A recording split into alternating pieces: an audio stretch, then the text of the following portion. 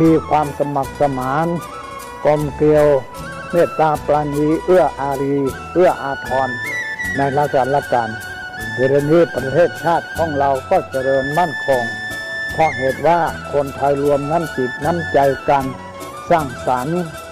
ความเจริญงอกงามเพื่อความเจริญงอกงามแก่ชาติพระพุทธศาสนาสำนักงานของพระมหากษัตริย์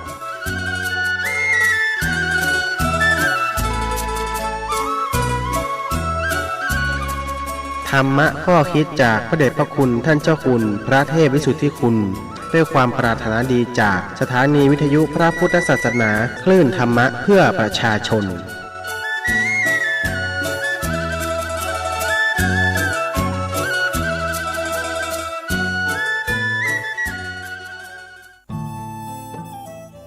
ท่านกำลังติดตามรับฟังสถานีวิทยุกระจายเสียงพระพุทธศาสนาแห่งชาติและสังคมคลื่นเพื่อการศึกษาพระพุทธศาสนาและวัฒนธรรมระบบ FM 104.5 เมกะเฮิรตซ์รายการต่อไปเป็นรายการคดีโลกคดีธรรม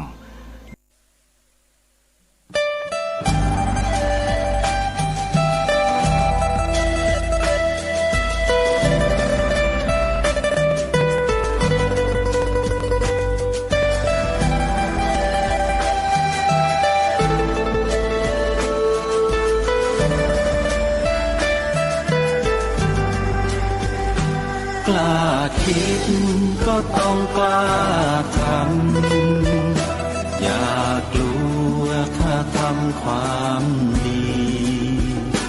เป็นศึกษาปัญหาให้ทันท่วงทีเมืองไทยจะพัฒนากว่านี้รายการดีๆคดีโล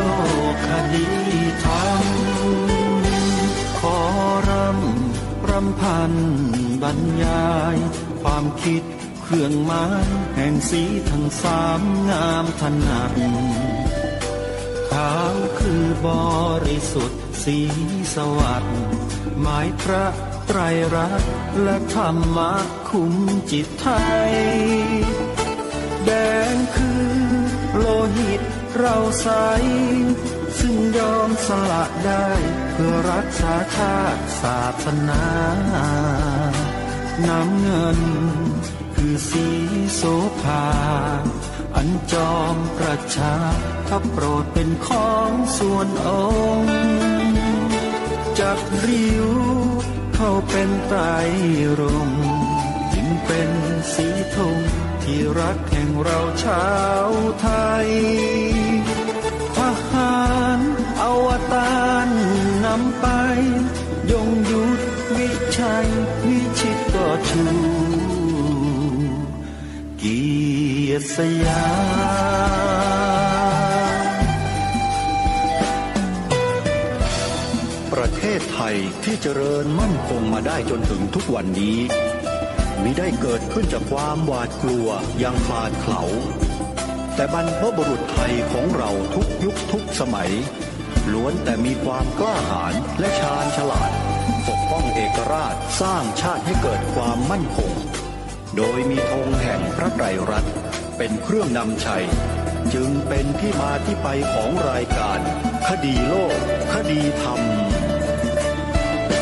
กล้าคิดก็ต้องกล้าทำอย่ากลัวถ้าทำความดี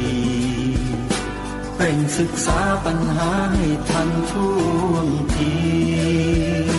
เมืองไทยจะพัฒนากว่านี้รายการดีๆคดีโล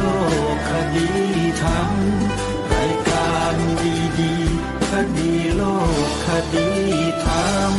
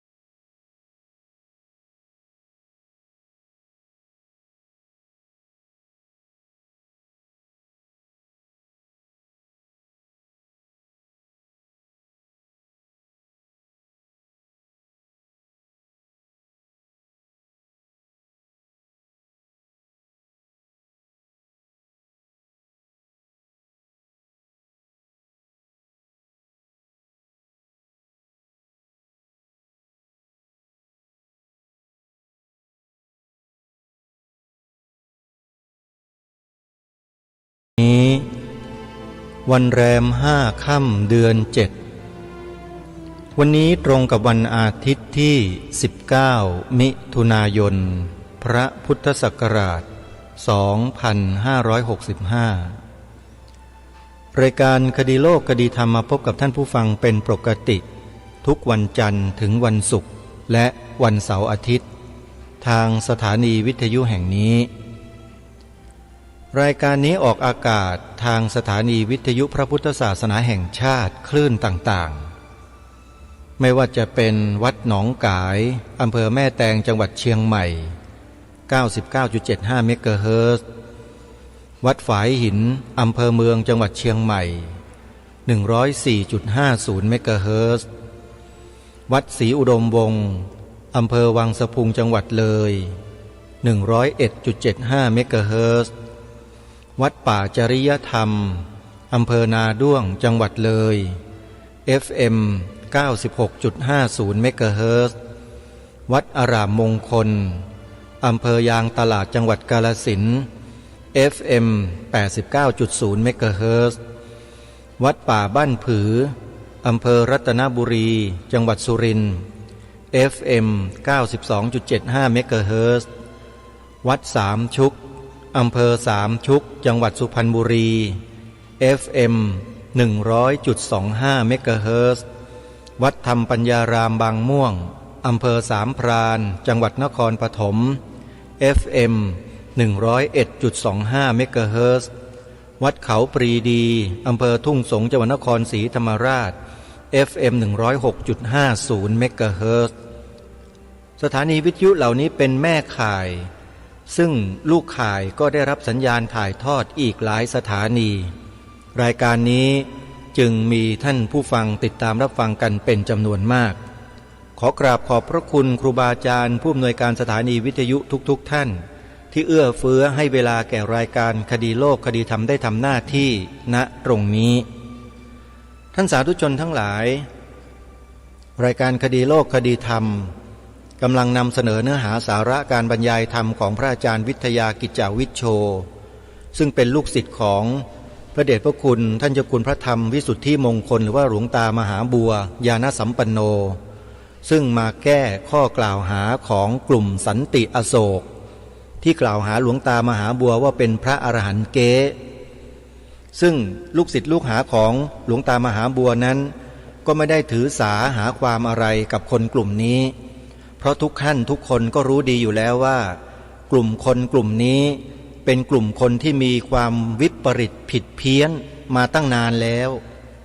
ก็ไม่มีใครให้ความเชื่อถือนอกจากคนประเภทเดียวกันเท่านั้นทางท่านอาจารย์วิทยาจึงได้ออกมาชี้แจงมาแสดงความจริงให้กับพวกเราท่านทั้งหลายได้รับรู้รับทราบร่วมกันรายการคดีโลกคดีธรรมในฐานะที่เป็นสื่อทางพระพุทธศาสนาทำหน้าที่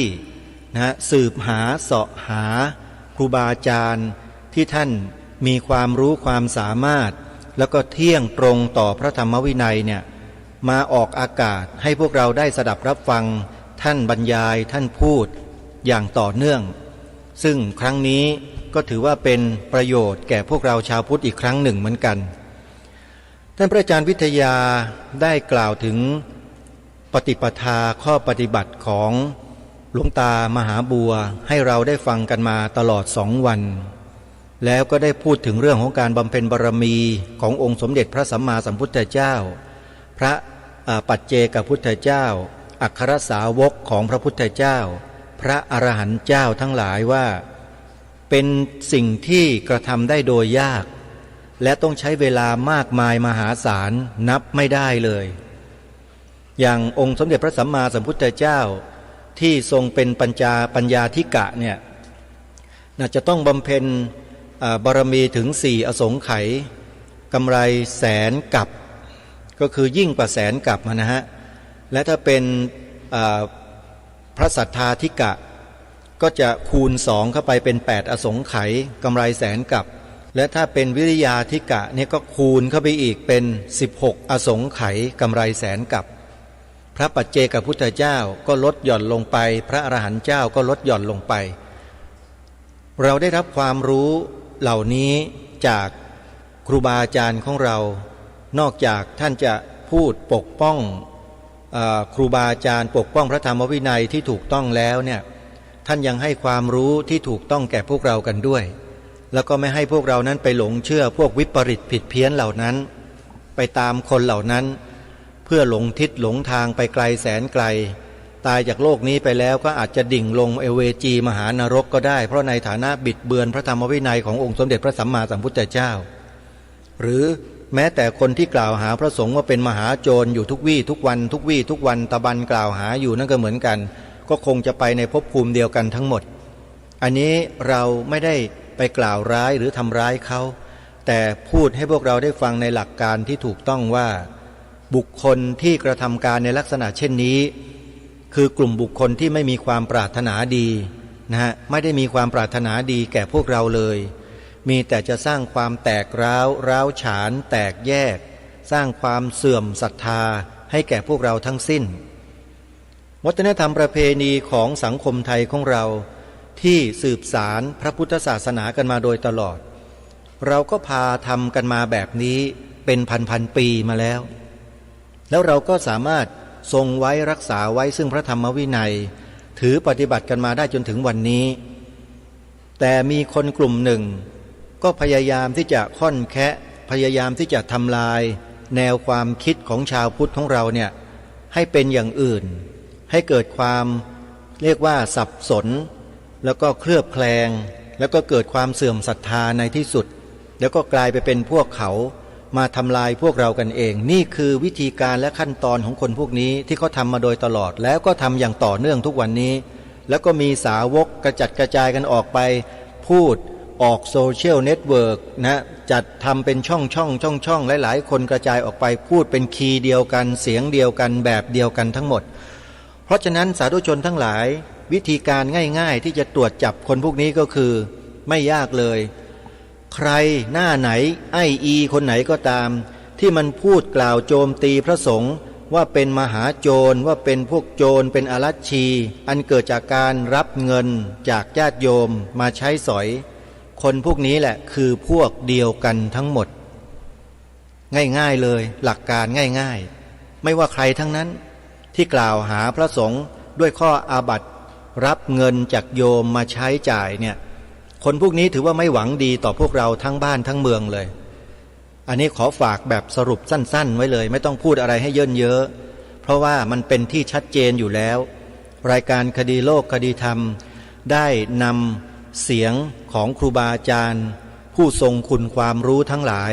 มาเปิดให้พวกเราได้ฟังกันหลายครั้งหลายตอนแล้วเช่นเสียงของท่านพระอาจารย์มหาอุเทนปัญญาปริทัศน์ปริยธรรม9ประโยคจากวัดชนะสงครามอันนี้ท่านตรงต่อพระธรรมวินัยแน่นอนท่านไม่มีทางบิดเบี้ยวผิดเพี้ยนเหมือนอย่างคนพวกนี้แน่เพราะฉะนั้นเชื่อถือได้เลยอาตมาภาพเนี่ยมีความมั่นใจมากเพราะการศึกษาเล่าเรียนของท่านศึกษามาอย่างถูกต้องศึกษามาอย่างดีมีความรู้ความเข้าใจในหลักพระธรรมวินัยทั้งนั้นแล้วก็มีการปฏิบัติดีปฏิบัติชอบอยู่เป็นปกติด้วยอาตมาภาพจึงได้นำมาเปิดให้พวกเราได้ฟังเพื่อไม่ให้พวกเราหลงกลคนพวกนี้กันนี่คือการทำหน้าที่ตามแนวพระราชดำริ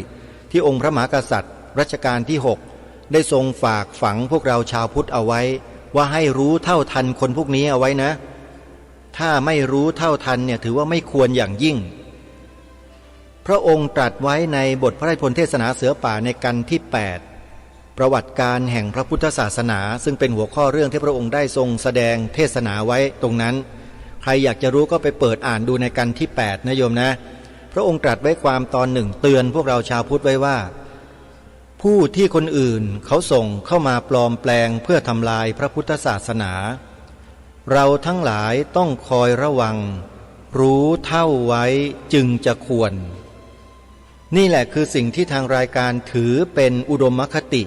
เป็นอุดมการณ์ในการทำหน้าที่เสมอมาเพราะฉะนั้นถ้าหากเรายังไม่เข้าใจและยังไม่รู้สิ่งเหล่านี้เนี่ยขอให้เราฟังพระสงฆ์ครูบาอาจารย์ของเราไม่ว่าจะเป็นสายปริยัติพระมหาอุเทนปัญญาปริทัศน์สายกรรมฐานอย่างพระอาจารย์วิทยากิจจวิชโชพระอาจารย์มหาประนอมธรรมลังการโรพระอาจารย์พระมหาสมปองมุทิโตอย่างนี้เป็นต้นแล้วก็ลูกศิษย์ลูกหาของท่าน เยอะแยะมากมายไปหมดในสังฆมณฑลนี้ คือพระสงฆ์ลูกหลานของโยมนั่นแหละเพราะถ้าเราไม่ฟังพระสงฆ์ลูกหลานของเรากันเองเราจะไปฟังใครล่ะฟังคนกลุ่มนั้นเหรอคนที่กำลังทำลายศรัทธาของพวกเรากันอยู่ตลอดเวลาอย่างต่อเนื่องแล้วก็กระจัดกระจายทำงานทำหน้าที่ของเขากันอยู่นั่นหรือเราไปจัดการเขาไม่ได้เพราะอะไรเพราะว่าเขาอ้างพระวินัยซึ่งผิดไหมไม่ผิดแต่สิ่งที่ผิดก็คือว่าเขากล่าวตู่แล้วก็ทำลายศรัทธาของญาติโยมที่มีมาโดยปกติเนี่ยให้เป็นสิ่งที่ผิดปกติแล้วก็หมดสิ้นศรัทธาไปจากพระสงฆ์เมื่อหมดศรัทธาแล้วการสนับสนุนการส่งเสริมพระสงฆ์ให้ทำกิจพระศาสนามันก็ถูกตัดไปด้วยขาดตอนไปด้วยพระสงฆ์ก็ได้รับความลำบากเพราะไม่ได้รับการส่งเสริมจากญาติโยมเพราะคำพูดของคนเหล่านี้เห็นไหมนี่คือวิธีการทำลายของคนพวกนี้ใช้ธรรมวินัยที่แอบอ้างมาเพียงแค่เล็กๆน้อยๆนิดๆใน 84,000 พระธรรมขันธ์เนี่ยเอามาแค่ข้อเดียวโยมคิดดูว่า1ใน 84,000 พระธรรมขันธ์เขาเอามาแอบอ้างแล้วมาทำลายศรัทธาของพวกเราชาวพุทธให้เกิดความร้าวฉานแตกแยกหมดศรัทธาเสื่อมศรัทธาต่อกันและกันถามว่านี่หรือความปรารถนาดีและหวังดีเป็นการกระทำที่ปรารถนาดีและหวังดีจริงหรือเปล่าเปล่าเลยฮะรายการนี้จึงได้พยายามค้นหาเฟ้นหาครูบาอาจารย์ที่ท่านได้กล่าวได้แสดงในเรื่องเหล่านี้เพื่อเป็นการแก้ปรับประวาทอาตมาภาพถือว่าคนเหล่านั้นเนี่ยเป็นบุคคลอื่นนะไม่ใช่ชาวพุทธอาจจะปลอมแปลงเข้ามาเหมือนอย่างที่องค์พระบาทสมเด็จพระมงกุฎเกล้าเจ้าอยู่หัวตรัสไว้ในเทศนาเสือป่ากันที่8ที่อาตมาภาพได้อัญเชิญมาว่าผู้ที่คนอื่นเขาส่งเข้ามาปลอมแปลงเพื่อทำลายพระพุทธศาสนาเราทั้งหลายต้องคอยระวังรู้เท่าไว้จึงจะควรตรงนี้แหละที่ทำให้อาตมาภาพจะต้องมานั่งจัดรายการและมาพูดในลักษณะเช่นนี้เพื่อมาเตือนสติพวกเราชาวพุทธว่าอย่าหลงทิศอย่าหลงทางอย่าหลงกลคนพวกนี้เป็นอันขาดไม่เช่นนั้นเราจะนำพาพระศาสนาเนี่ยให้อยู่รอดปลอดภัยและมีความมั่นคงอยู่บนผืนแผ่นดินนี้ไม่ได้ถ้าไปหลงเชื่อคนพวกนี้จึงพยายามทำทุกวิถีทางให้พวกเรานั้นกลับมาอยู่บนจุดยืนของพวกเราที่บรรพชนได้ฝากฝังพวกเราไว้แล้วก็นำเสียงของครูบาอาจารย์ที่ท่านพูดดีๆพูดแล้วมีเหตุผลฟังแล้วเข้าใจง่ายเนี่ยมาเปิดให้เราฟังกันเดี๋ยววันนี้เรามาฟังกันต่อนะฮะแต่ก่อนอื่นต้องขอบอกกับญาติโยมสาธุชนด้วยว่ารายการคดีโลกคดีธรรมนั้นไม่มีเจตนาที่จะทำร้ายใครทำลายใครทั้งสิ้นการกล่าวการแสดงการพูดจาภาษาของคดีโลกคดีธรรมเนี่ยทำและพูดเพื่อปกป้องความถูกต้องความดีงามของชาวพุทธของสังคมไทยของเราให้สืบสารหน้าที่ของเราเนี่ยต่อไปโดยไม่ให้มีความหวั่นไหวหรือหวั่นเกรงใดๆต่ออิทธิพลใดๆทั้งสิ้นนี่คือจุดยืนของรายการคดีโลกคดีธรรมอย่ากลัวไม่มีคำว่ากลัว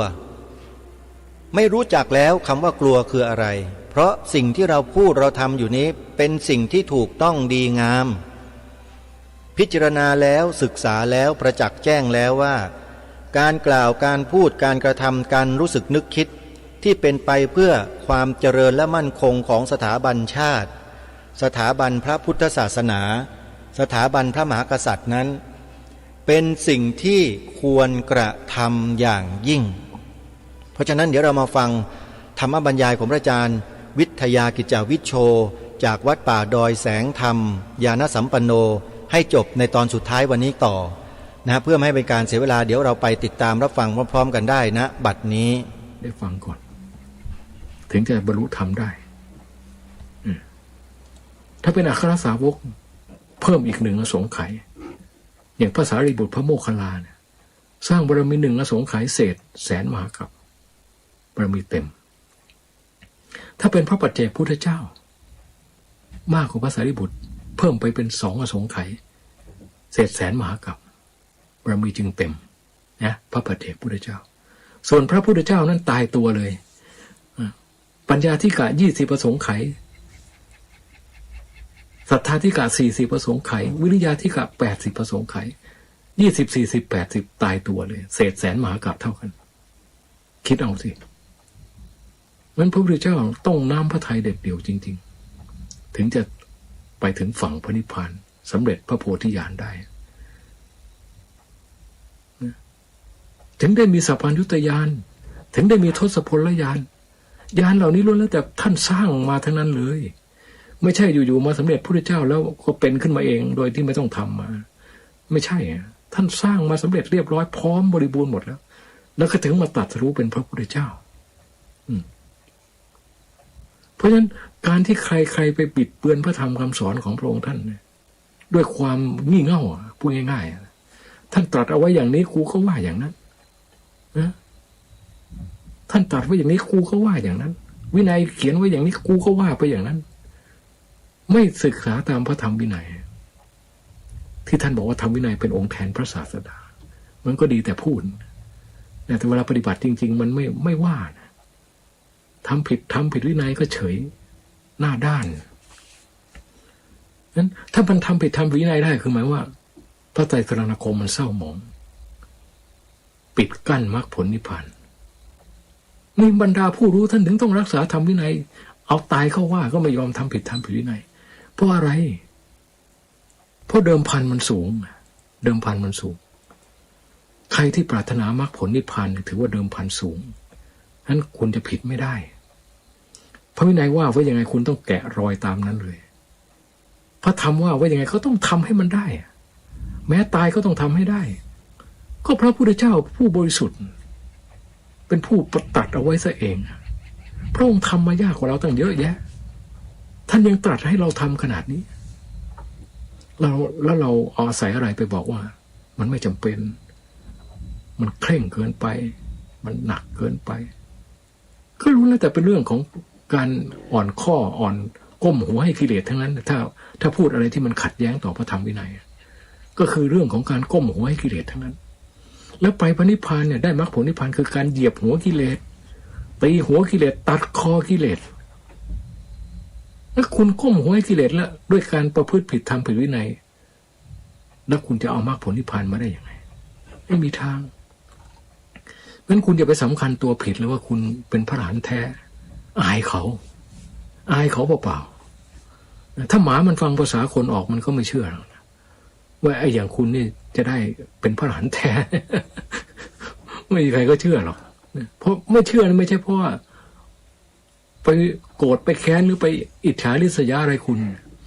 ก็ดูจากข้อวัดปฏิบัติดูจากการพูดของคุณเนี่ย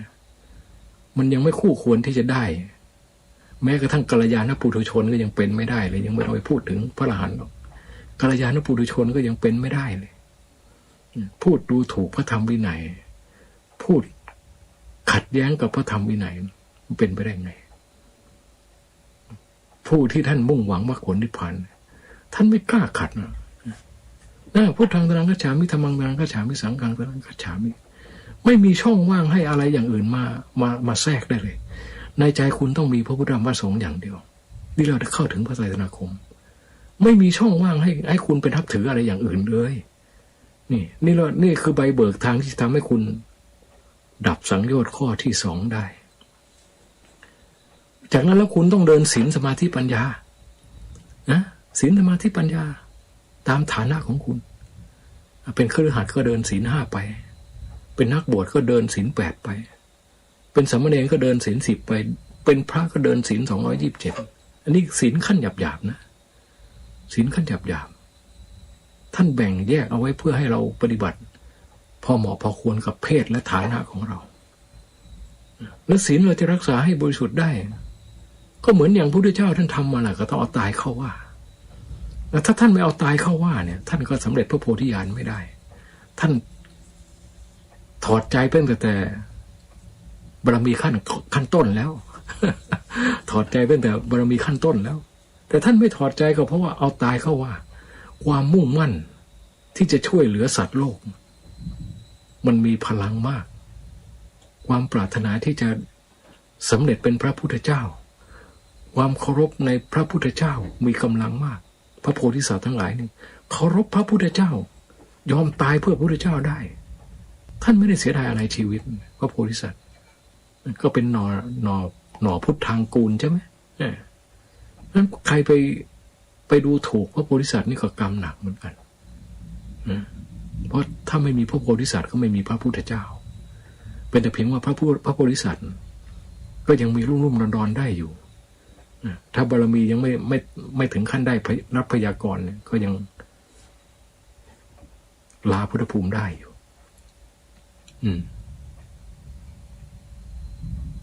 เพราะเราอยู่ในภูมิสาวกอยู่ในภูมิสาวกเราก็ต้องปฏิบัติยึดถือพระธรรมวินัยเป็นเส้นบรรทัดไม่มีเบี่ยงเบนเพราะเดิมพันเราสูงไงถ้าคุณบวชมาแล้วคุณไม่สนใจที่จะหลุดพ้นหรือจะสนใจที่จะได้มรรคผลนิพพานอะไรเรียกว่าไม่มีเดิมพันก็ลองดูดิครับนักมวยต่อยกันถ้าไม่มีเดิมพันนี่ความหมายนะ ใช่ไหมไม่มีเดิมพันนี่ไม่มีความหมายอาจจะไม่ซ้อมก็ได้แต่ถ้ามันมีเดิมพันสัก10 ล้านลองดูเถอะโอ้โหมันถวายหัวเลยถวายหัวเลยเพราะฉะนั้นมรรคผลนิพพานมันมีค่ามากกว่าเงินรางวัลอะไรทั้งหมดนะฉะนั้นนักบวชนักปฏิบัติทั้งหลายถ้ามุ่งหวังมรรคผลนิพพานแล้วเดิมพันของคุณสูงมากเดิมพันของคุณสูงมากนั้นคุณจะมาปฏิบัติเล่นๆไม่ได้คุณต้องเอาตายเข้าว่าอย่างเดียวจะทำอะไรก็ต้องเอาตายเข้าว่า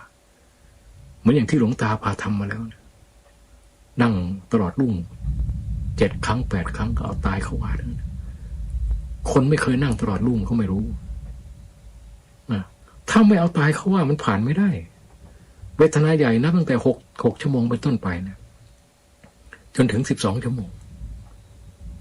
ถ้าหากว่าจิตมันฟลุกรวมสงบลงไปเนี่ยก็ไอ้นั่นก็ไม่เป็นปัญหาเลยเวทนามันดับหมดถอนขึ้นมาก็สบายลงไป2-3 ชั่วโมงเดี๋ยวก็สว่างไม่ยากลำบากอะไรแต่ถ้ามันจิตมันไม่รวมอย่างนั้นมันต้องสู้ได้ทั้งสองรวมก็ต้องได้ไม่รวมก็ต้องสู้ได้เรื่องสติปัญญาฟัดกันแบบหักดิบเลยใครดีใครอยู่นั้นสมาธิบัลลังก์สมาธิไม่มั่นคงไม่แกร่งจริงๆผ่านไม่ได้เวทนาตลอดรุ่งและผู้ที่ปฏิบัติอย่าบอกนะว่าโอ้ยแต่ละคนมันก็ปฏิปทา4ใช่ไหมบางคนก็สุขาปฏิปทาขิปปาภิญญา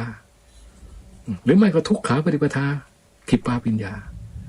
ปฏิบัติง่ายรู้เร็วปฏิบัติยากรู้เร็วลองลงมาก็สุขาปฏิปทาทันทาภิญญาทุกขาปฏิปทาทันทาภิญญาปฏิบัติง่ายรู้ช้าปฏิบัติยากแล้วก็รู้ช้าด้วยมี4 ประเภทที่จริงใน4 ประเภทมันไม่ได้หมายความว่าแต่ละคนจะเป็นประเภทใดประเภทหนึ่งมันก็เป็นกันได้หลายประเภทนะบางทีมรรคเบื้องต้นเป็นขิปปาภิญญาก็มีมรรคเบื้องท้ายเป็นทันทาภิญญาก็มีคือรู้ยากรู้เร็วต่างกันตามจริตนิสัยตามบุญวาสนาบารมีไม่มีอะไรเป็นเกณฑ์วัดว่าจะต้องเป็นอย่างนั้นต้องเป็นอย่างนี้หรอกต่างคนต่างเป็นตามจริตนิสัยของตัวเองตามบุญวาสนาของตัวเองไอ้คนที่มันจะรู้ยากมันก็ยากนะแต่หลวงตาท่านถึงบอกว่าท่านเป็นปฏิปทาทรหดมันยากกว่าที่ท่านจะรู้ต้องเดินตายนั่งสมาธิ 7-8 คืนบางองค์อาจจะไม่ต้องนั่งสมาธิก็ได้ถึงขนาดตลอดรุ่งท่านก็บรรลุธรรมได้ว่าท่านเป็นประเภทขิปปาภิญญาหรือเป็นสุขาปฏิปทาก็อาจจะได้แต่อย่าไปคิดเข้าข้างตัวเองคือท่านได้จริง ปฏิบัติง่ายรู้เร็วคือหมายว่ากิเลสมันตายนะตายไปเรื่อยปฏิบัติง่ายๆแล้วกิเลสมันก็ตายไปเรื่อยอย่างเงี้ยพูดได้ว่าคุณปฏิบัติง่ายรู้เร็วแต่ไม่ใช่ง่ายแล้วกิเลสแม่งหนาขึ้นแล้วยังมาสำคัญตัวว่ากูปฏิบัติง่ายรู้เร็วนี่มันก็บ้าแล้วนะนั้นการที่จะบอกว่าเราปฏิบัติง่ายปฏิบัติยากรู้เร็วรู้ช้าเนี่ยต้องเอาผลมาเป็นเครื่องวัดกิเลสในใจเรามันตายไปบ้างแล้วหรือยังหรือมันหนาขึ้น นะปฏิบัติง่ายปฏิบัติได้เร็วสมาธิมันเกิดขึ้นจริงไหมปัญญามันฆ่ากิเลสได้เร็วจริงไหมเนี่ยต้องดูตรงนี้ด้วยอย่าไปพูดเอาเฉยๆนะพูดเอาดีเข้าตัวนะเอาชั่วไปเพิ่มให้กิเลสไม่ได้นะ เพราะกิเลสนี่มันจอมชั่วจอมฉะสามานอยู่แล้วนั้นนักปฏิบัติมันต้องฉลาดที่จะตรวจสอบตัวเองแม้กระทั่งองค์หลวงตาท่านพิจารณาอสุภะนะจนกระทั่งว่ากามราคะมันหายหมดแล้วไม่มีความกำหนัดอะไรเลยเห็นผู้หญิงสวยงามนี่กำหนดปั๊บเป็นกระดูกได้เลยความกำหนัดมันไม่มีป่านนั้นท่านก็ยังไม่ลงใจยังต้องได้ทดสอบตัวเองด้วยการกำหนดรูปสวยๆงามๆขึ้นมาแล้วดูว่ามันกำหนัดไหมแล้วก็ไม่ใช่กำหนดแค่เดียวนะกำหนดรูปสวยๆงามติดจิตติดใจไว้เลย2 วัน 3 วันถึงได้เห็นมันยุบยับขึ้นมาภายในจิตเนี่ยดูสิไหมเนี่ยนี่คือผู้มีปัญญาไม่ได้ไปหลงเชื่อกิเลสง่ายๆนะเพราะฉะนั้นไอ้ประเภทที่มาสำคัญตัวเองว่าเป็นพระอรหันต์ทั้งที่กิเลสมันเต็มหัวอยู่เนี่ยนะโอ้ยนี่มันโง่บัดซบขนาดไหนเราก็ไม่อยากจะพูดแต่ก็ไม่อาจเอื้อมที่จะไปประนามกันนะเพราะมันก็เป็นเรื่องของจริตนิสัยบุญวาสนาของแต่ละคนมันหลงผิดได้แต่มันไม่ใช่วิสัยของนักปฏิบัติมันต้องสำรวจตรวจตรองดูตัวเองตลอดเวลาความรู้ทุกอย่างที่มันเกิดขึ้นภายในจิตมันจะผิดจะถูกมันต้องระวังไว้ก่อนไม่ใช่ไปชะล่าใจคิดว่ามันถูกอย่างเดียวโดยเฉพาะอย่างยิ่งความคิดปรุงแต่งที่เกิดขึ้นภายในจิตของเรามันคิดอะไรอย่าไปคิดว่ามันจะถูกอย่างเดียวต้องคิดว่ามันอาจจะผิดก็ได้อะไรที่เรายังไม่รู้จริงก็อย่าไปคิดมันคิดในสิ่งที่มันจะเป็นเหตุเป็นผลทำให้เรารู้จริงได้เท่านั้นไอ้เรื่องที่มันคิดแล้วมันก็ยังไม่รู้จริงได้แต่เป็นการคาดการเดาก็อย่าไปคิดนี่แหละเพราะฉะนั้นไอ้เรื่องของการคิดเนี่ยมันฆ่าคนตายมาเยอะแล้วเพราะคิดอะไรผิดมันก็เป็นเหตุให้ทำอะไรผิดแล้วก็ทำให้พูดผิดมันถ้ามันไม่ไปทำความเดือดร้อนให้คนอื่นมีปัญหาแล้วนั่นแหละคือมันการฆ่าตัวตายอย่างที่ผมบอกนี่แหละหลวงตาเป็นพระอรหันต์เก๊เขาเป็นพระอรหันต์จริงเขาเลยต้องมาตำหนิพระอรหันต์เก๊ไงมีความกล้าหาญชาญชัยมากแต่ไม่ได้ดูนะว่าท่านเป็นพระอรหันต์เก๊เนี่ยเรารู้ได้ยังไงว่าเป็นพระอรหันต์เก๊แล้วตัวเองเป็นพระอรหันต์จริงเอาอะไรมาเป็นเครื่องยืนยันว่าตัวเองเป็นพระอรหันต์จริงสันทิฏฐิโกมีหรือเปล่าล่ะกิเลสมันตายไปตอนไหนล่ะตายไปด้วยเพราะปัญญาประเภทไหนเพราะเหตุอะไรสถานที่ไหนเวลาไหนถ้ามันเป็นพระอรหันต์จริงเนี่ยมันบอกได้หมดกิเลสมันตายตรงไหนเวลาไหนที่ไหนตายเพราะเหตุอะไรแล้วผลมันปรากฏเป็นยังไงมันรู้ชัดทั้งขณะที่มรรคกับผลวิ่งเข้าหากันทั้งขณะที่มันหยุดนิ่งแล้วหลังจากนั้นแล้วจิตบริสุทธิ์นั้นมันออกมารับรู้โลกภายนอกยังไงเรารู้รูปทางตาเป็นยังไงรู้เสียงรู้กลิ่นรู้รสมันรับรู้ยังไงมันต่างจากไอ้จิตอวิชชายังไงก็เป็นแต่พระอรหันต์เท่านั้นถึงจะรู้ได้เพราะมันไม่ใช่เรื่องที่จะมาพูดเล่นๆกันว่ากูเป็นพระอรหันต์ยิ่งมาพูดอวดชาวบ้านชาวช่องให้เขารู้ว่ากูนี่เป็นพระอรหันต์นี่ไอ้นี่ยิ่งไม่ต้องฟังเลยไกลลิบลับพระอรหันต์ท่านไม่มีอวดหรอกถ้าไม่จำเป็นจริงๆท่านก็ไม่อวดแล้วไม่ใช่ว่าท่านอวดนะเผยความจริงไม่ใช่ว่าท่านอวดเพราะมันเป็นพระอรหันต์นี่มันกิเลสมันตายหมดแล้วมันไม่มีคำว่าอวดนะพูดอวดไม่มีนอกจากพูดไปตามความจำเป็นหรือเหตุผลที่ควรจะพูดท่านก็ถึงพูดอย่างหลวงตาท่านประกาศตัวเป็นพระอรหันต์เนี่ยบางคนก็ตำหนิติเตียนแต่ท่านนั่นก็เป็นเพราะว่าท่านทำประโยชน์เพื่อประเทศชาติท่านก็ต้องพูดเพื่อให้คนที่มันไม่รู้ให้มันรู้ว่าท่านเป็นพระประเภทไหนมันจะได้ไม่ไปกล่าวประมาทท่านให้เป็นบาปเป็นกรรมท่านพูดเพื่ออย่างนี้ต่างหากเพื่อประโยชน์ของคนส่วนใหญ่ท่านถึงต้องพูดเพื่อให้รู้จะได้ไม่มาประมาทท่านให้เป็นบาปเป็นกรรมการพูดจาจาบจ้วงประมาทพระอรหันต์นี่มันกรรมหนักนะกรรมหนักท่านก็ขั้นหนึ่งก็ต้องระมัดระวังบรรดาพระริยเจ้าทั้งหลายก็เหมือนกันนะท่านไม่ทำอะไรที่จะเป็นเหตุให้คนมาพูดจาประมาทท่านหรอกท่านเก็บเงียบหมด หลวงตาท่านบรรลุพระอรหันต์ตั้งแต่พรรษา16อายุ36ท่านไม่เคยประกาศอะไรให้กระโตกกระตากให้ใครรู้เลยนอกจากเทศไอ้เทศนี่มันปิดกันไม่ได้นะเพราะเมื่อถึงจุดที่มันเนื้อธรรมมันต้องแสดงมันก็ต้องแสดงไปตามภูมิจิตภูมิธรรมผู้ที่ท่านเป็นอัตเป็นธรรมเนี่ยท่านพูดธรรมะมันจะไล่ลำดับไปเรื่อยเป็นขั้นเป็นตอนของธรรมตั้งแต่ขั้นหยาบไล่ไปเรื่อยถึงขั้นกลางขั้นละเอียดจนถึงที่สุดแห่งธรรมก็เป็นอนุตตินี่คือผู้มีธรรมท่านเทศไปฟังดูเถอะแต่ละการที่หลวงตาเทศไล่ไปตั้งขั้นพื้นๆแล้วค่อยสูงไปเรื่อยจนยุติท่านไม่เทศแบบวกไปวนมาเอาทำขั้นสูงมาตีขั้นต่ำเอาทำขั้นต่ำไปตีขั้นปุถุชนอะไรอย่างเงี้ยไม่มีนะสังเกตดูมันเทศมั่วเอาทำขั้นอริยะไปตีขั้นปุถุชนอย่างเงี้ยหรือเอาทำขั้นพระอรหันต์มาตีขั้นพระโสดาบันเนี่ยมันแสดงมันยังไม่รู้ลำดับของภูมิจิตภูมิธรรมเลยถ้าผู้มีภูมิจิตภูมิธรรมไม่เทศวกไปวนมาจับต้นชนปลายไม่ได้ไม่มีอย่างนั้นผู้รู้ทั้งหลายท่านฟังเทศท่านฟังออกไอ้ผู้ไม่รู้มันก็เทศมั่วไปดีแต่จะมาเทศอวดว่าตัวเองเป็นพระอรหันต์พระอรหันต์จริงๆท่านกลับไม่พูด ท่านพูดแต่เนื้อธรรมแล้วก็พูดเท่าที่มันมีเหตุอันควรพูดด้วยแล้วก็พูดภูมิธรรมให้มันเหมาะสมกับผู้ฟังด้วยไม่ใช่ผู้ฟังปฏิบัติงูปลาได้เอาธรรมข้าอรหันต์มาพูดนี่เรียกว่าพูดธรรมไม่สมควรแก่ธรรมนี่หลวงตาท่านบอกไว้หมดนะที่พูดมานี่คือพูดตามที่หลวงตาท่านพูดท่านเทศท่านบอกท่านสอนเอาไว้เรานี่ฟังเก็บมาทุกระเบียดนิ้วเพียงบอกว่าเราเดิมพันสูงไงเราพูดจริงๆผู้ที่มีเดิมพันสูงคือหวังมรรคผลนิพพานนี่ไม่ทำเล่นหรอกกูทำอะไรกูเอาจริงเอาตายเข้าว่าลูกเดียวนะไม่มีช่องว่างให้มีอะไรทำเล่นๆนะไม่มีนี่แหละเพราะฉะนั้นใครก็จะว่าหลวงตายังไงก็เรื่องของเขามันหนีไม่พ้นกรรมเราไม่ต้องไปโกรธไปแค้นหรือไปตอบโต้อะไรเขาเฉยๆไอ้นี่มาพูดนี่ก็ไม่ได้พูดเพื่อตอบโต้นะพูดเพื่อชี้แจงความจริงเผื่อว่าคนที่มันหลงผิดหลงยังไม่รู้ทำหรือไม่เคยได้ยินได้ฟังมาก่อนมีความรู้น้อยก็จะได้ไม่ไปหลงเชื่ออะไรที่มันผิด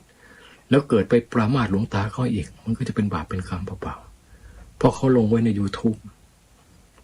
เนี่ยก็ไม่รู้มันจะอยู่ไปกี่ปีใช่ไหมล่ะนั้นถ้ามีแต่ไอ้ที่เขาลงเอาไว้นี่บางทีนานไปคนมันหลงเชื่อได้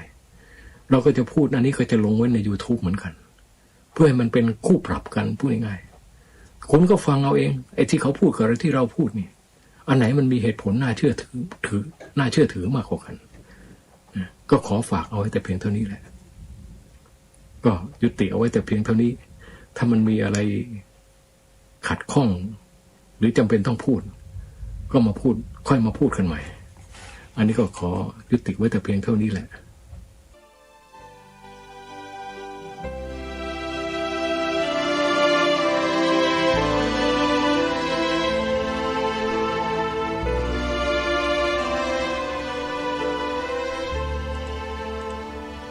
ท่านสาธุชนผู้ฟังทุกท่าน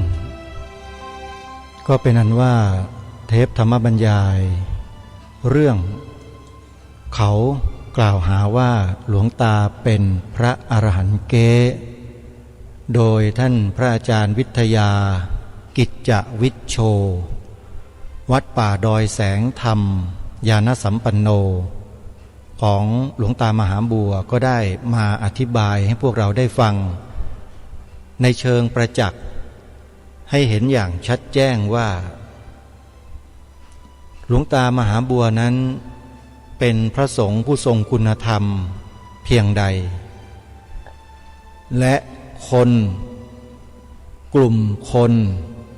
ที่กล่าวหาหลวงตามหาบัวนั้นมีภูมิธรรมอย่างไรอันนี้อาตมาภาพจะไม่อธิบายความมากแต่ขอให้ท่านผู้ฟังได้ตัดสินกันเองรายการนี้บอกแล้วว่าเป็นรายการที่ทำหน้าที่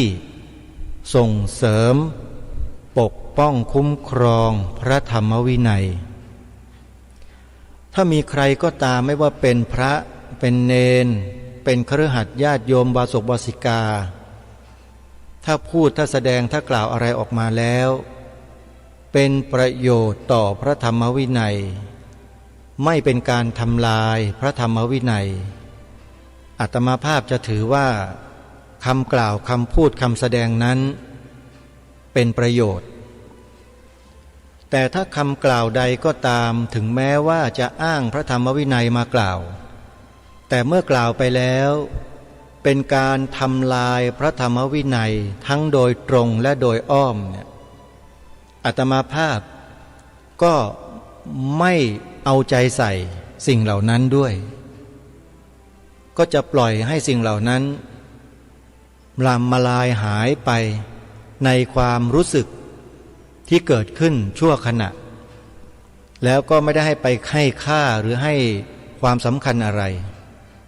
ก็จะคงมีแต่ความรู้ความเข้าใจที่เราได้รับจากผู้รู้ทั้งหลายที่ท่านพูดให้เราฟังอย่างที่เปิดไปเมื่อสักครู่นี้ก็เป็นอีกท่านหนึ่งคือท่านพระอาจารย์วิทยากิจจวิชโชจากวัดป่าดอยแสงธรรมญาณสัมปันโนท่านก็ได้มากล่าวมาแสดงในหลักธรรมให้เราได้ฟังกันอย่างชัดแจ้งชัดเจนก็คงหายสงสัยกันแล้วว่าการที่มีใครมากล่าวตู่พระธรรมวินัยก็ดีกล่าวร้ายใส่ร้ายแก่พระสงฆ์ของเราก็ดีเราก็จะได้รู้เท่าทันคนพวกนั้นอย่างที่ทางรายการพูดไว้ตอนต้นว่าใครก็ตามไม่ว่าเป็นพระเป็นโยมก็แล้วแต่ที่ไปหยิบยกเอาพระวินัยบางข้อมากล่าวโจมตีพระสงฆ์และญาติโยมที่กำลังทำกิจกรรมส่งเสริมพระพุทธศาสนากันเป็นปกติให้เกิดความร้าวฉานซึ่งกันและกันเกิดความสงสัยลังเลใจระแวงซึ่งกันและกันเนี่ยกลุ่มคนเหล่านั้นนั่นแหละเป็นกลุ่มคนที่เป็นอันตรายต่อพระธรรมวินัยของเราเพราะเขาไม่ได้มีความปรารถนาดีไม่ได้มีความหวังดีอะไรเลยเขาจะไม่รู้เลยหรือว่าคำพูดของเขาที่ออกมานั้นแสดงนั้นจะส่งผลให้เกิดความร้าวฉานแตกแยกและเสื่อมศรัทธาของผู้คนที่มีต่อพระสงฆ์ต่อพระศาสนาของชาติบ้านเมืองเขาจะไม่รู้เลยเชียวหรือความรู้ระดับทางโลกก็สูงกันทุกคนดูรูปร่างหน้าตาเสื้อผ้าอาภรณ์ที่สวมใส่คำพูดคำจาก็ดูแล้วสังเกตแล้วก็เป็นที่นับหน้าถือตาของคนในสังคมทั้งนั้นเลยแต่คำกล่าวคำวาจาบางอย่างบางประการที่ออกมานั้นแทบไม่น่าเชื่อเลยว่าคนเหล่านี้จะมีพฤติกรรมเช่นนี้ได้ไม่น่าเชื่อเลยท่านผู้ฟังแต่ก็ต้องเชื่อเพราะว่าพระมหาอุเทนปัญญาปริทัศน์ก็ดีพระอาจารย์วิทยากิจจวิชโชก็ดีที่ทางรายการคดีโลกคดีธรรมได้ฟังท่านเหล่านี้แล้วนำมาเปิดให้พวกเราได้สดับรับฟังกันต่อเนื่องจนกระทั่งจบวันนี้เนี่ยน่าจะเป็นเครื่องบ่งบอกให้เราได้รู้แจ้งเห็นจริงถึงบุคคลเหล่านั้นได้ชัดเจนยิ่งขึ้นว่าเขาไม่ได้มีความปรารถนาดีอย่างแท้จริงต่อพระพุทธศาสนาของเราเลยลองพิจารณาให้ดีนะท่านผู้ฟังอย่าพึ่งเชื่อสิ่งที่อาตมาภาพพูดไปทั้งหมดเนี่ยอย่าพึ่งเชื่อแต่จงใช้สติใช้ปัญญาที่เป็นธรรมนะอย่ามีอคตินะสติปัญญาที่เป็นธรรมพิจารณาศึกษาถึงคำพูดและพฤติกรรมของคนเหล่านี้ดูแล้วก็ส่องให้เห็นถึงผลด้วยผลที่เกิดขึ้นคืออะไรจากที่คนเหล่านี้พูดแล้วมันเกิดอะไรขึ้นแน่นอนล่ะเขากล่าวหาว่าญาติโยมคนที่ถวายเงินกับพระนั่นคือการกระทำบาปเขาบอกว่าพวกโยมเนี่ยบาปคนบาปทั้งนั้นเลยถวายเงินพระเนี่ยหนึ่งแล้วนะสองพระก็เหมือนกันไปรับเงินโยมพระพวกนี้ก็เป็นมหาโจร โยมลองพิจารณาถึงคำกล่าวหาคนพวกนี้ดูซิว่าเป็นคำกล่าวหาที่บ่งบอกถึงความรักความหวงแหนพระพุทธศาสนาจริงหรือเปล่าลองพิจารณาดูนะแต่สำหรับอาตมาภาพแล้วคงไม่ต้องมาถามหรอกว่าคนเหล่านี้เขามีความปรารถนาดีต่อพระพุทธศาสนาหรือเปล่ามันมีคำตอบบอกกับญาติโยมมานานแล้วว่าคนพวกนี้ไม่ได้มีความปรารถนาดีอะไรเลยเพียงแค่มาอาศัยหลักธรรมคำสอนของพระพุทธเจ้ามาชุบตัวเองให้ดูดีเท่านั้นเองให้คนอื่นเขาหลงเชื่อถือเท่านั้นเองแต่เป้าหมายที่แท้จริงของเขาคือต้องการทำลายเท่านั้นโยมลองคิดดูเถอะว่าทำลายจริงหรือไม่แต่ก่อนนี้โยมเคยบำรุงดูแลพระสงฆ์สามเณรอุบาสกอุบาสิกาถวายเงินถวายปัจจัยให้ท่านนำไปใช้ให้เป็นประโยชน์ต่อพระศาสนาแต่พอมาฟังคนพวกนี้แล้วโยมเลิกถวายเงินพระเลยแล้วก็เกิดความรังเกียจพระสงฆ์เข้าไปด้วยท่านเห็นผลหรือยังว่ามันคืออะไรมันเป็นผลที่ดีหรือไม่แล้วเมื่อโยมไม่ถวายพระท่านจะมีเหตุมีปัจจัยอะไรเป็นเครื่องอาศัยในการทำงานพระศาสนาเล่าพระท่านจะมีกำลังไหมมีความสามารถที่จะทำงานพระศาสนาต่อไปได้ไหมไม่ได้โยมอย่าปฏิเสธนะว่าเงินเนี่ยเป็นสิ่งที่ไม่จำเป็นแล้วก็ไม่ต้องถวายไม่ต้องให้พระมันอยู่ของมันอย่างนั้นน่ะเดี๋ยวมันก็ตายกันเองโยมอย่าคิดอย่างนั้นน่ะมันจำเป็นนะโยมนะการทำนุบำรุงส่งเสริมเผยแผ่พระศาสนาในยุคนี้ถ้าเราไม่มีเหตุปัจจัยเหล่านี้ทำงานลำบากแล้วก็ทำไม่ได้ด้วยบางอย่างอันนี้คือความจริงที่เป็นจริงอยู่ในสังคมปัจจุบันจริงๆไม่ใช่สมัยเมื่อ 2,000 กว่าปีครั้งพุทธกาลนะโยมคนพวกนี้ท่านพระอาจารย์มหาอุเทนจึงให้ฉายาว่าทูตเทวทัตทุจินหรือพวกเทวทัตยุคเลยกึ่งพุทธกาลถ้าใครติดตามรับฟังรายการคดีโลกคดีธรรมมาโดยตลอดก็จะทราบข้อนี้ดีเพราะฉะนั้นสาธุชนทุกท่านแต่ตั้งแต่บัดนี้เป็นต้นไปนะท่านทั้งหลายถ้าหากว่าได้ยินใครก็ตามที่พูดกล่าวโจมตีในลักษณะเช่นนี้เรื่องพระรับเงินรับทองอะไรเนี่ยแล้วหาว่าเป็นมหาโจรบ้างเป็นบาปเป็นเบิกเนี่ยโยมตอบโต้กลับไปเลยไล่กลับไปซะแบบไปอยู่ที่ไหนก็ไปเถอะจะไปทำอะไรก็ไปอย่ามาเสือกเรื่องของชาวพุทธที่เขาทำกิจกรรมส่งเสริมพระศาสนาอยู่เลยโยมก็ว่าไปอย่างนี้เลยนะอาตมาไม่ได้ว่านะโยมแนะนำให้โยมว่าไปเถอะเพราะถือว่าเป็นการขับไล่บาปกรรมออกจากสังคมพระพุทธศาสนาของเราให้ไปอยู่ที่อื่นทำลายสิ่งที่เป็นบาปเป็นอกุศลเนี่ยมันไม่ผิดหรอกนะโยมสิ่งเหล่านั้นคือเป็นสิ่งที่เป็นบาปเป็นอกุศลทั้งหมดเพราะนั้นไล่ไปเถอะไม่บาปแต่อย่าไปตีเขานะอย่าไปด่าเขานะบอกไล่ไปไหนที่ไหนก็ไปเถอะอย่ามาสร้างความเลวความร้ายอะไรให้เกิดขึ้นในพระศาสนานี้อีกเลยจงไปที่ชอบเถิดแล้วก็ว่าไปนะแนะนำได้แค่นี้โยม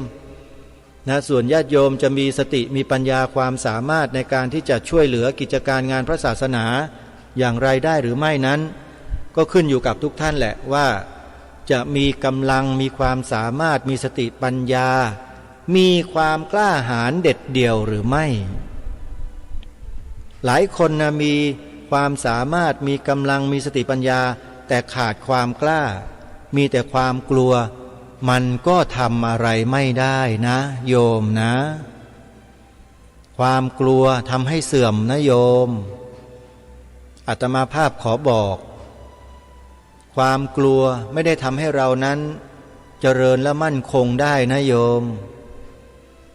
คำว่าไม่กลัวเนี่ยถ้าแปลทางภาษาบาลีก็คือคำว่าวิริยะ หรือถ้าออกเสียงให้ถูกต้องก็คือวีริยะความเพียรนี่แหละคือบาดฐานแห่งความกล้าความเด็ดเดี่ยวไม่ย่อท้อไม่กลัวทำในสิ่งที่ถูกต้องพูดในสิ่งที่ถูกต้องคิดในสิ่งที่ถูกต้องทำไปเลยและเป็นประโยชน์ต่อพระศาสนาต่อชาติบ้านเมืองต่อสถาบันพระมหากษัตริย์ของเราทำไปเลยพูดไปเลยเหมือนอย่างที่รายการคดีโลกคดีธรรมทำแล้วพูดอยู่เนี่ยไม่ต้องกลัวเราทำสิ่งที่ถูกต้องฝากไว้ท้ายรายการวันนี้ท่านสาธุชนวันนี้เวลาของรายการหมดลงแล้วอาตมาภาพต้องขอสมมติยุติไว้แต่เพียงเท่านี้พบกันใหม่ในวันต่อไปขอความสุขความสวัสดีในธรรมแห่งองค์สมเด็จพระบรมศาสดาสัมมาสัมพุทธเจ้าจงปรากฏเกิดมีขึ้นในจิตใจของท่านผู้ฟังทุกท่านทุกคนเทินขอเจริญพรกล้าคิดก็ต้องกล้าทำอย่ากลัวถ้าทำความดีเป็นศึกษาปัญหาให้ทันท่วงทีเมืองไทยจะพัฒนา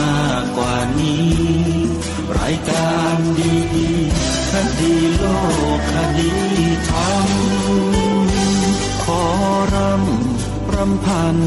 บรรยายความคิดเครื่องหมายแห่งสีทั้งสามงามถนัดขาวคือบริสุทธิ์สีสวัสดิ์หมายพระไตรรัตน์และธรรมะคุ้มจิตไทยแดงคือโลหิตเราใส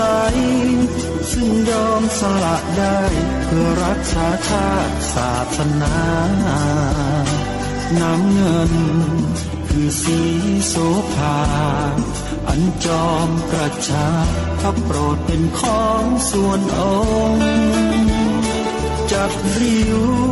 เข้าเป็นไตรรงค์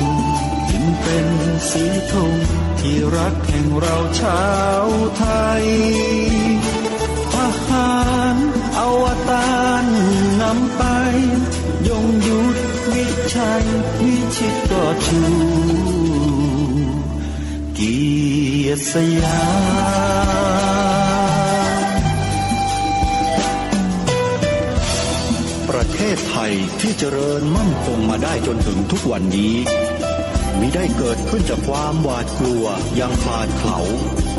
แต่บรรพบุรุษไทยของเราทุกยุคทุกสมัยล้วนแต่มีความกล้าหาญและชาญฉลาดปกป้องเอกราชสร้างชาติให้เกิดความมั่นคงโดยมีธงแห่งพระไตรรัตน์เป็นเครื่องนำชัยจึงเป็นที่มาที่ไปของรายการคดีโลกคดีธรรมกล้าคิดก็ต้องกล้าทำอย่ากลัวถ้าทำความดีเป็นศึกษาปัญหาให้ทันท่วงทีเมืองไทยจะพัฒนากว่านี้รายการดีคดีโลกคดีธรรมรายการดีคดีโลกคดีธรรม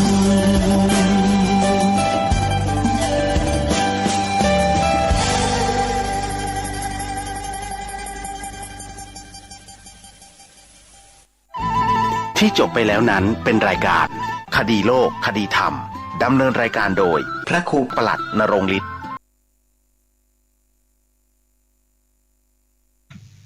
เล่มที่19ชื่อว่าสังยุตตนิกายมหาวารวรรคเล่มที่20ชื่อว่าอังคุตรนิกายท่านกำลังรับฟังสถานีวิทยุสาธารณะจังหวัดเชียงใหม่คลื่นพัฒนาคุณภาพชีวิต FM 92.25 เมกะเฮิรตซ์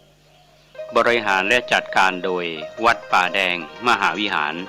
ทรงกระจายเสียงจากเลขที่71หมู่ที่14บ้านใหม่หลังมอตำบลสุเทพอำเภอเมืองจังหวัดเชียงใหม่รหัสไปรษณีย์50200หมายเลขโทรศัพท์0818815690 052-000-636-7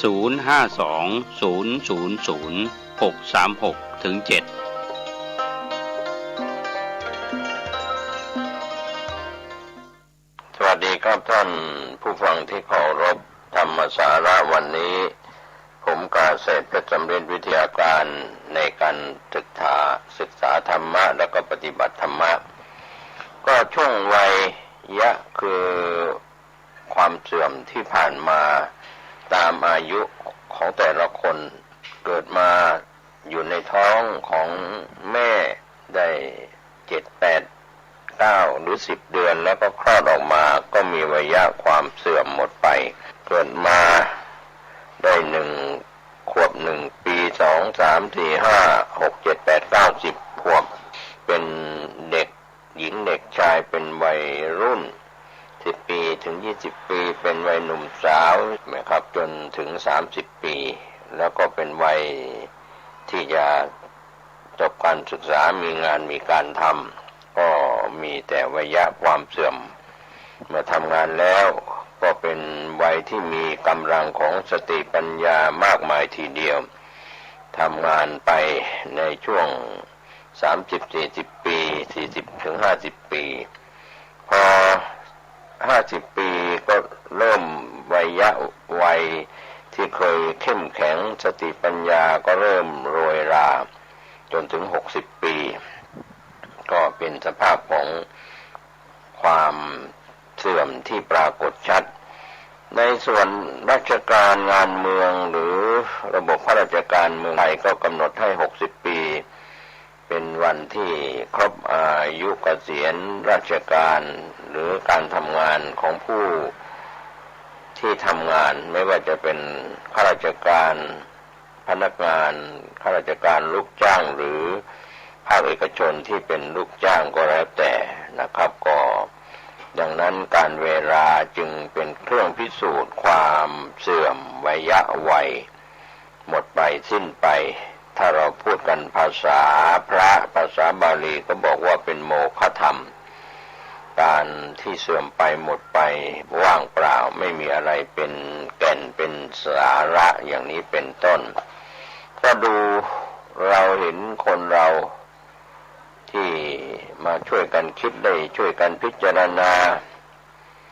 อย่างหน่วยงานองค์กรหนึ่งของประเทศไทยที่มีสอเสือ3 ตัวสร้างเสริมสุขภาพก็พยายามจะออกมารณรงค์ในเรื่องของเครื่องดื่มแอลกอฮอล์ยาเสพติดเกมการพนันอะไรในช่องทางต่างๆที่สังคมปลอนเฟะเรื่องของยาเสพติดเรื่องของเครื่องดื่มแอลกอฮอล์ก็เรียกว่ามาแก้ที่ปลายเหตุแล้วนำภาษีของบาปที่เป็นภาษีจากการผลิตสุราเบียร์เหล่านี้ซึ่งเป็นการจัดเก็บภาษีเรียกว่าภาษีบาปที่นายทุนเป็นผู้ประกอบการร่ำรวยบนความมึนเมาในเรื่องของเสพเครื่องดองของเมาทั้งสุราและเบียร์ที่ถูกต้อง